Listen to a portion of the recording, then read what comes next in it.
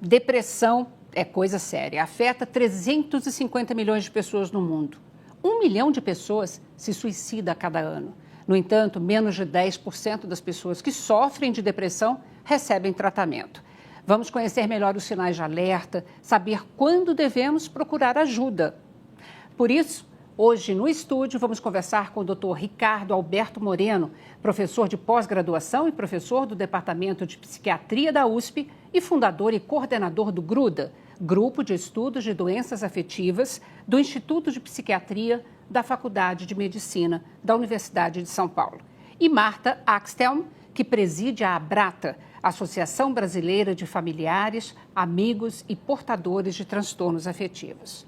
Prazer recebê-los aqui hoje, viu, no estúdio, online, né? Olá, é um prazer para mim estar aqui com vocês e poder compartilhar um pouco do nosso trabalho em relação aos pacientes com depressão. Muito obrigada, eu agradeço em nome da Brata, né, para que a gente tenha essa possibilidade de trocar com vocês, né, também sobre o nosso trabalho. Primeira coisa, tem tantas confusões em termos de definição, muita gente ainda acha que depressão é uma frescura. O senhor poderia nos explicar o que é depressão? Quais os principais fatores que estão envolvidos nessa patologia? Bom, eu vou começar dizendo o que não é depressão.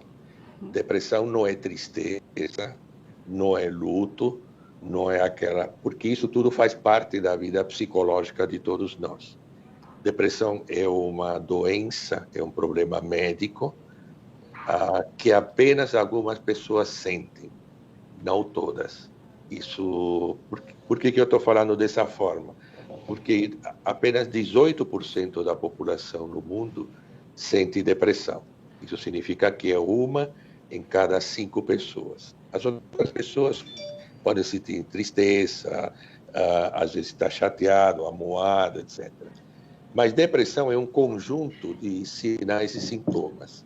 Depressão, o indivíduo tem um humor depressivo, irritável, falta de sentir prazer na vida, alterações de sono, apetite, pensamentos ruins, uma dificuldade para executar as suas tarefas que antes lhe eram facilmente executáveis. Então, basicamente, a grosso modo, isso é depressão. É uma doença, é um problema da química do cérebro e é diferente da tristeza habitual. Perfeito. Marta, você como presidente da ABRATA, sente ainda mesmo que há confusão por parte das pessoas em relação à aceitação, inclusive, do diagnóstico quando é depressão de fato?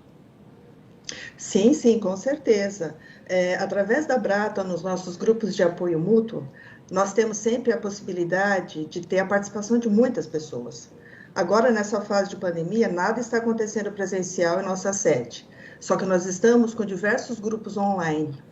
E a procura está sendo muito grande. Então, a gente está tendo realmente um panorama bem amplo, né? Em que algumas pessoas estão chegando até nós pela primeira vez, onde acabaram de receber o diagnóstico, outros que estão suspeitando que tem algo, né? Alguns familiares que chegam até para entender. Mas não é uma coisa assim tão simples. E até quando a pessoa recebe o seu diagnóstico, ela fica meio incrédula, né? Então, realmente, eu acho que quanto mais se falar, quanto mais abrir para o esclarecimento, né, mais condição as pessoas vão ter de entender esse universo, como o doutor Ricardo disse, que é o universo de uma doença, né? E como tal, a gente sabe que, graças a Deus, tem um acompanhamento e tem o seu tratamento também. Perfeito. Doutor Ricardo, depressão, inclusive, é importante o diagnóstico correto e a aceitação desse diagnóstico, porque depressão também acaba sendo porta de entrada para outras doenças? Sim, de fato. Mas antes disso, é importante esclarecer que ainda há muito preconceito em relação à depressão. Embora ela seja bastante frequente e acometa muitas pessoas, independente da condição econômica, social, raça, a única diferença é em relação ao sexo. As mulheres têm 2 vezes mais chances de ter depressão do que os homens.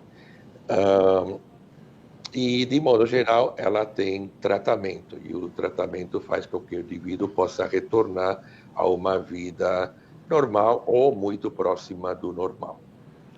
A depressão, inclusive, ela pode acontecer assim, em ciclos, eu diria. Eu posso ter um surto de depressão, me tratar e depois nunca mais precisar tratar da depressão? Ou, em geral, é um caso de uma doença crônica que merece um controle mais apurado? Isso é uma ótima pergunta, porque o que nós sabemos dos estudos, das evidências médicas, que quem teve um episódio depressivo na vida, ele tem um risco de 60% a 70% de ter novos episódios repetidos no ciclo da vida da pessoa. Ou seja, dá para separar em indivíduos que vão ter apenas um episódio depressivo, isso em torno de 30% a 40%, e nunca mais vão ter nada. Entretanto, tem o outro grupo que é mais vulnerável para ter novos episódios ao longo da vida. E isso vai depender de vários fatores. Por exemplo, situações de estresse, carga genética é muito importante, porque hoje nós sabemos que a depressão tem uma carga genética.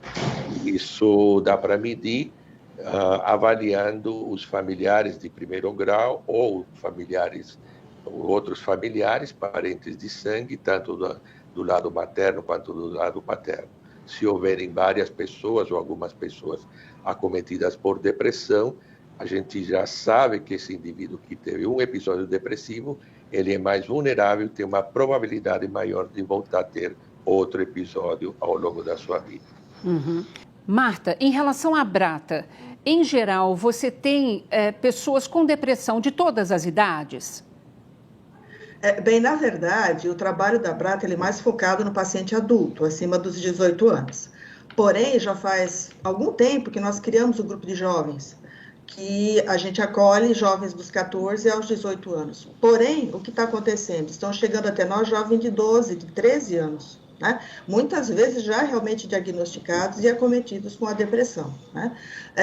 Como o doutor Ricardo falou, a depressão ela acaba acometendo, né, muito mais as mulheres que os homens, então nossa frequência é nitidamente mais de mulheres, né? Além de que a mulher tem uma tendência mais natural, né, de se expor, vamos dizer assim, então ela busca o tratamento e tem uma aceitação às vezes mais de pronto do que o homem, né? E na nossa frequência, realmente, a grande maioria está na faixa de pessoas, né, adultas, né, e alguns poucos no caso da terceira idade. Perfeito. Doutor Ricardo, a depressão pode mesmo acometer desde criança, assim, adolescente? Pode. O pico de frequência, ou seja, onde aparece mais frequentemente, onde as pessoas começam a adoecer de depressão, é na faixa de adulto jovem. Então, isso vai por volta entre os 25 anos até os 40 anos, mais ou menos, é o pico de frequência de depressão. Por outro lado, a gente sabe que crianças, pré-adolescentes e adolescentes podem ter depressão. As crianças, a manifestação é um pouco diferente.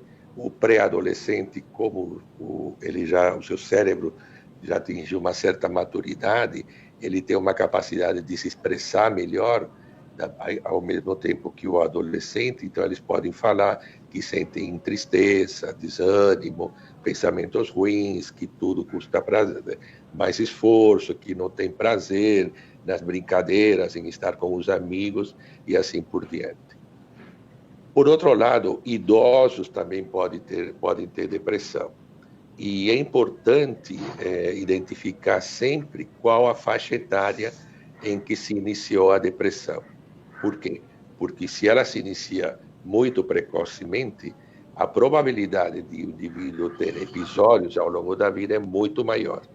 E se ela aparece na velhice, o tratamento tem que ser um pouco diferente, porque as depressões que aparecem na velhice precisam de um protocolo diferente. Elas geralmente tendem a ser mais graves, enfim, do que aqueles que aparecem na idade de adulto jovem. Oh, muito legal essa sua dica, que são manifestações diferentes, inclusive forma de tratar, né, de lidar diferente. Eu vou querer saber mais detalhes sobre isso logo depois do intervalo, tá bom? A gente volta já já. E você fica aí, a gente volta rapidinho.